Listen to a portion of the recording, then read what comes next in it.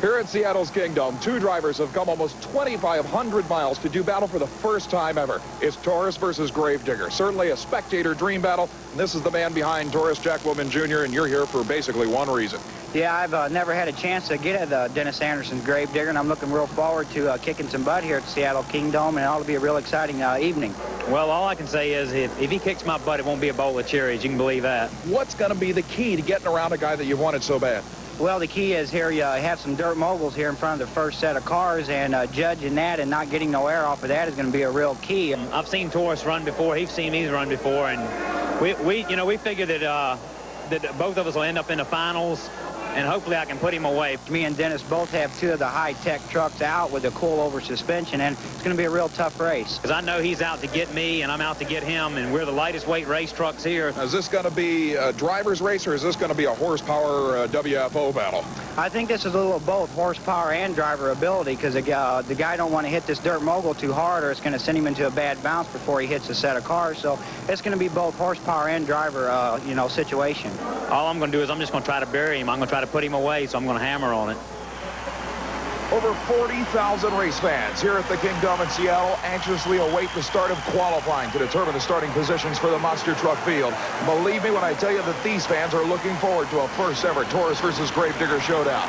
In fact, on the starting line, the very first man against the clocks in this qualifying session leaves the starting line. Dennis Anderson over the first obstacle, now over the crush cars, and on this 125-foot course takes it nearly perfectly. Obviously, the crowd knew that the first-ever Seattle appearance of this machine would be a barnstorming effort. And Anderson on the slow-motion replay shows just how hard he can take the first hit, putting the truck through the air over most of the second half of the course. The elapsed time for the Grave Digger on the very first effort, 4.93 seconds, and that will set the pace for the machines to follow. On the starting line, the one and only Robert Parker, the AM/PM boss out of California, one of the Self-Dalton team trucks. The Chevrolet leaves the starting line rather conservatively, but comes on strong in the second half of the run. And in this particular instance, conservatism during qualifying may help save the parts for the all-important side-by-side eliminations. On the very first hit on the crush cars, Parker puts the big Chevrolet way in the air and lands the AM/PM boss slightly sideways to record an elapsed time of 6.49 seconds. The crowd anxiously greets the incredible 1947 Peterbilt of the one and only Mike Welsh of Bellingham, Washington. A one-of-a-kind body style and an incredibly heavy machine that is still backed by the fans all over this part of the country. Welsh again using a little bit of conservatism to get across the cars and at least secure himself a spot in the field. But believe me when I tell you that driving this machine at almost 18,000 pounds is a job. It is a chore. The elapsed time on the incredible Super Pete, 8.06 seconds. And that'll place him in the field right now with Dennis Anderson currently leading qualifying. But remember, we still have some of the biggest and best to go, including Taurus and Brian Carson coming up.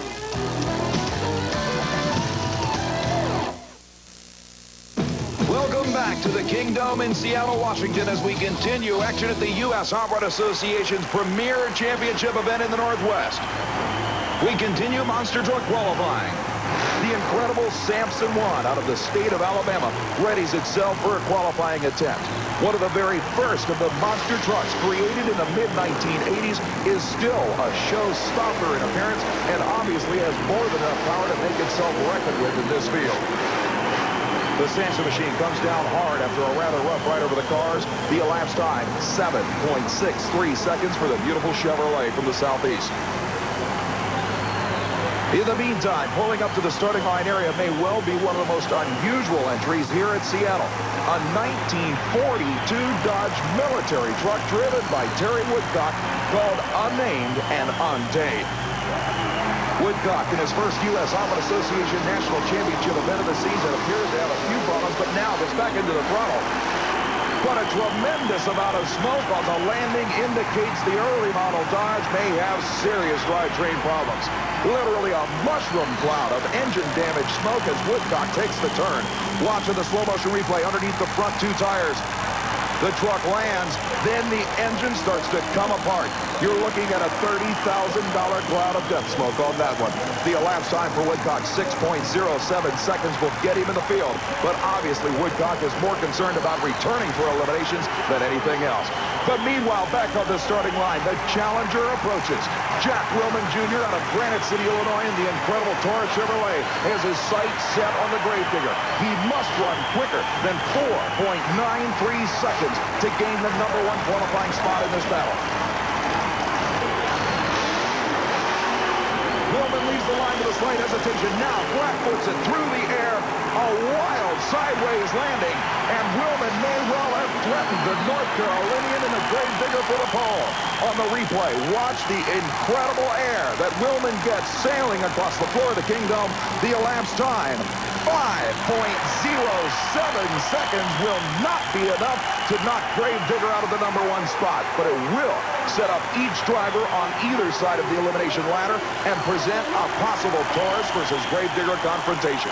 Unbelievable job by both drivers. And as you can see, Grave Digger and Dennis Anderson leads qualifying at 4.93 seconds. Willman #2 at 5.07 seconds. When we return, it will be the first round of actual side-by-side monster truck racing here at the Kingdome, plus one of the greatest stuntmen ever, the legendary Brian Carson. Don't go away.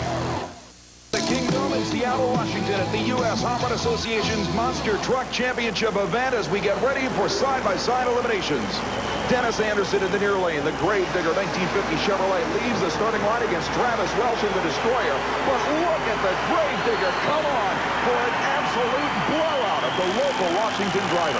While Travis Welch left the starting line right with the big green Chevrolet, Anderson flat-footed it at the first set of crush cars and then wheel stood his way across the finish line. He'll advance to the semi-final round for the Chevrolet fans. Anderson heads back to the pits to perform any in-between rounds repairs that may be needed. But at this point, the machine looks clean. Meanwhile, the local hero in the Super Pete 1947 Peterbilt tractor, Mike Welch, lines up on the starting line for his first round battle. Now, interestingly enough, Welch will get a solo run here in the first round as Terry Woodcock in the unnamed and untamed Dodge could not return. Look at Welch nearly up on two wheels, even on a solo run here in the first round. Obviously, he wants to give the hometown fans a show with the Super Pete Peterbilt. Welch will return to the pit area as the next pair of machines approaches the starting line. And interestingly enough, it looks like this as well may be a solo effort. Brian Mabey in the AM/PM Boss Chevrolet fleet side out of California was originally scheduled to take on Mike West in the Nasty Habits crew cab, but West himself scattered an engine with severe damage in the qualifying round, and Mabey will get a very, very lucky free ride into the semifinal round. He'll use this effort to test the track and the truck. And as you can see, very conservative again off the starting line. Maybe gets back with the throttle hard, bounces around at the finish line, but he'll take a free ride into the semifinal round as well. It looks like there may have been even engine problems off the starting line as Mabey eventually got full power back just before he hits the crush cars. And on the replay, you can see the rear end darting around as he crosses the finish line in a rather scary finish run. He'll head back to the pit area and remain ready for his semifinal bout. But in the meantime, out of the state of Georgia, the incredible Samson Chevrolet, as we pointed out, one of the original monster machines, moves to the starting line. Originally created by Don Maples in the late 1970s, the Samson 1 was one of the very first race monster trucks. But now he'll be taking on one of the toughest in the business. 24-year-old Jack Willman Jr. out of Granite City, Illinois, in the incredible Taurus Chevrolet, the same that took him to the #2 spot in the World Championship race in last season's events. The Taurus Chevrolet inching forward to the starting line with 572 cubic inches of supercharged Chevrolet power, and certainly Robert Parker, the driver of Samson 1, is going to have to do everything within his power to hold off the purple Chevrolet in the far lane. Inching forward, both drivers staged, waiting for the flagman's signal. Driver reaction all important, and the whole shot goes to the Taurus Chevrolet. It's not even going to be a contest. Willman shuts the power down well before the finish line when he realizes that he had the race in hand. After gaining that starting line advantage strictly through driver reaction, the Taurus Chevrolet was in perfect form, and as we pointed out, Willman didn't even need to use the power on tap in this incredible ride. As he heads back to the pit area, he knows he is one step down on his way to a championship final round berth here in Seattle. So the semifinal round will give us Dennis Anderson and Grave Digger versus Super Pete and the AMPM boss against Taurus.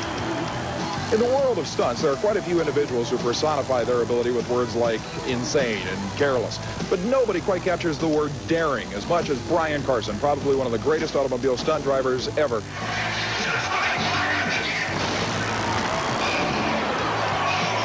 Brian, you've been around this business long enough to admit that there have been quite a few instances in your career where things didn't work out quite as well as you planned, but they ended up being boons to your career. Yeah, I mean, we always guarantee a wreck in our stunts, and, you know, sometimes it's more than we expect. It's part of the business, and that's why the people are paying the money, to see some guy get close to the edge and still walk away. And hopefully that'll happen here. You've had some rough rides. Yeah, I think every ride we do is a rough ride. I'll tell you what, you know, we've known each other for quite a while here, and I've been in the business 16, 17 years, almost 1,800 cars wrecked. I must be doing something right safety-wise, otherwise I wouldn't be around, I don't think. Yeah, we push it a little bit, but, you know, that's my job. That's what I'm getting paid to do. How do you feel about this particular building? I don't think you've ever been in a situation where you've had to jump quite this high at an explosion at Kingdome. We are really strapped for room here. We've only got maybe 60 feet outside the building, and they're calling for rain tonight. So, and if it rains, boy, we're going to be in deep trouble. See, if we go too fast in this stunt, we go over the cars. We go too slow, we get buried in a pile of fenders in the bottom. So it's going to be a tricky little stunt here in the Kingdome. I should point out that you've never been one to be afraid of wet tires on concrete. No, I said, hey, we're getting paid to thrill these people. We're going to do it one way or the other. And if anybody can thrill him, Brian Carson is the man to do it, whether or not he comes out of it okay.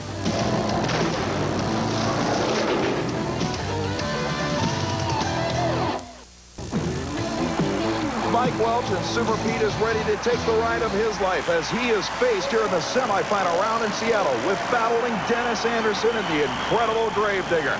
The semifinal round, the winner advances to the final, and right on the green flag start, problems set in for Welch, and Anderson literally flies into his first ever U.S. Hot Rod Association Championship round. About the unfortunate problems with the transmission, we had just received word that indeed it was a transmission line that was the problem. He was able to repair that, and apparently the Peterbilt can run again. Mike, what exactly did you have in mind? Oh, I just want to really put on a good show for these people. We felt kind of bad there that we had a little problem, so people at the United States Hot Rod Association said it was okay for me to come back out and do a little freestyling with Super Pete for the people here. Ladies and gentlemen, it's up to you. You want to see Washington's only monster truck come out and do some freestyle action? Let it in! There's your answer. The floor is yours, sir. Mike Welch out of Bellingham. Now get a chance, a very rare chance indeed, to perform solo in a special freestyle period for his hometown fans, courtesy of the U.S. Hot Rod Association officials. The one-of-a-kind early model Peterbilt cab over gets ready to fire up and will get its own shot at taking on the cars any particular way he desires. Obviously, the crowd is waiting, anticipating probably one of the more wilder segments of this particular event, as Welch heads out to the cars to show the fans what the incredible Super Pete can do. Wheeling around, the front wheels 4 feet in the air as Welch proves that he can get this thing off the ground. Spinning around one more time, he'll take yet another hit, actually getting the inside wheels off the ground on that turn. And now Welch will set himself up to take a hard left into the cars one more time. Bringing it around, he's in the air.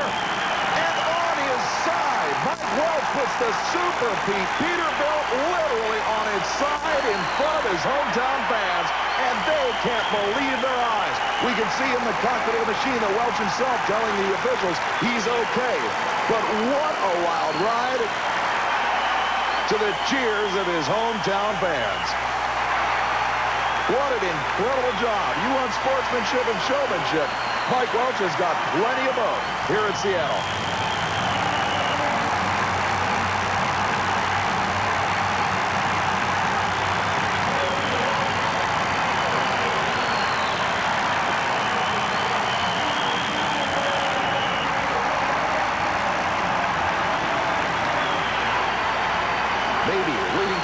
Staged in the red and white Chevrolet in the near lane. Now, waiting for the starter signal to determine the other half of the final round here at Seattle. They leave the starting line together, but already the Taurus Chevrolet pulls out an advantage and then sails to a championship final round berth, and it has become the spectator dream race that everybody was hoping for. On the replay, you can see the Taurus Chevrolet literally 6 feet in the air on a rough sideways landing that gave Willman a rough time of handling that truck. From the on-bumper camera, watch this hit as he hits the crushed cars 6 feet in the air, and then that sideways bounce as he heads for the championship battle to take on Dennis Anderson and Grave Digger.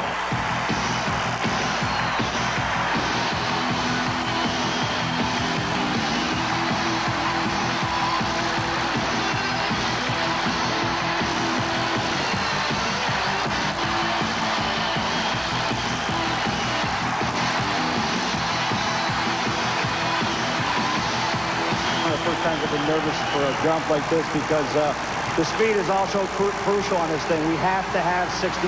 We have to have it. We go too slow, we go into the bottom of the stack, and the stack comes tumbling down on me. We're out there, it's raining, it's slick, but no matter what happens, I'm talking to you now because I don't know what's going to happen afterwards. Just remember, I keep my word, we're going to try this thing. Seattle, you hang on to your seats. I'm going to try to hang on to the steering wheel, and let's do this thing.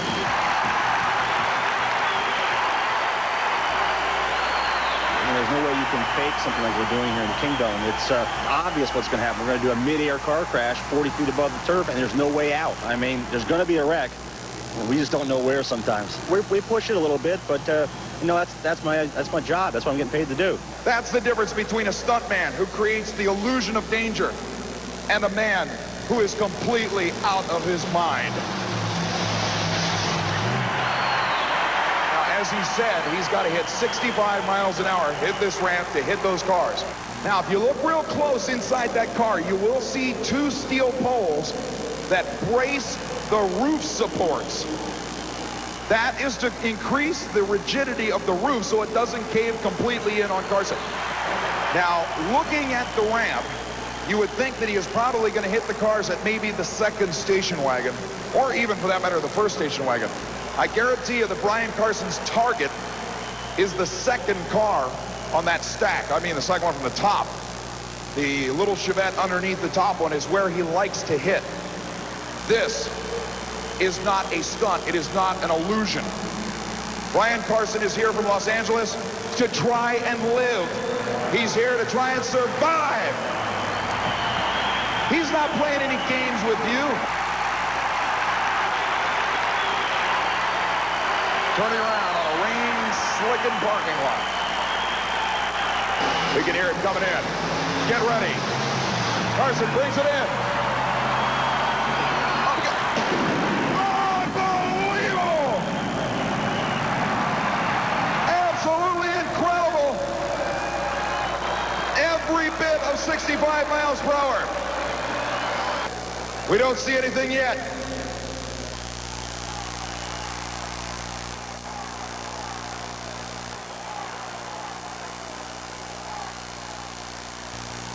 The safety crew is with him. The roof of the car did cave in badly and on the driver's side. I should point out that those roof support poles that Carson uses to keep the roof up worked. It was the roof itself that folded up. It wasn't because of the support collapsing. Well, ladies and gentlemen, Carson is being pulled out. He is moving, but not very much. Make some noise for this man. Brian Carson, ladies and gentlemen.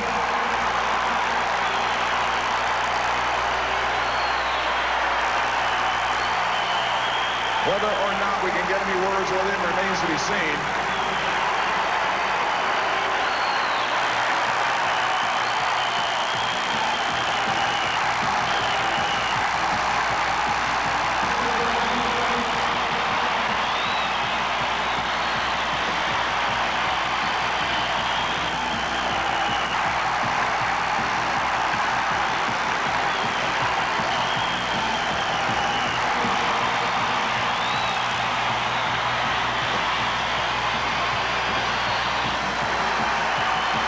Ladies and gentlemen, he is up. Brian Carson is up.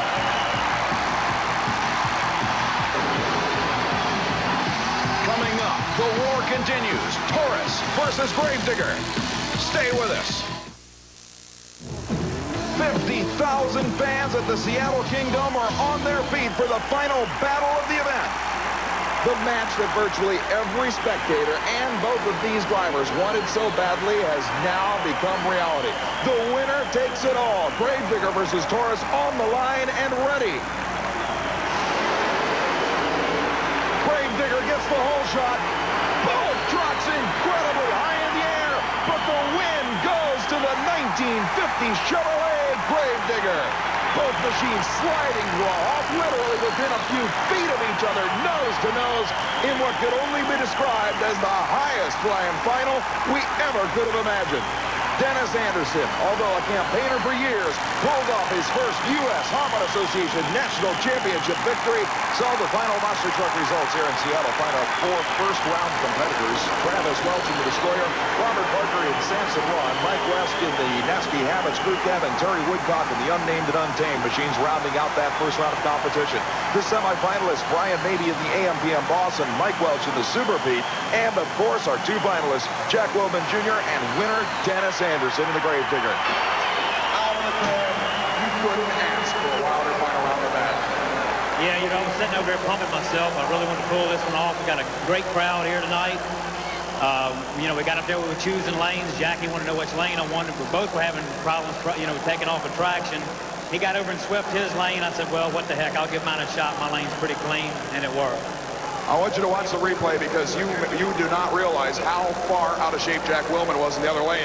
But so were you. Here's the launch. The hole shot is what won that starting line lead for you. Yeah, that's what I knew. I knew if we got a good, you know, a good shot off the line there, that's what was going to do it. Now look at this height.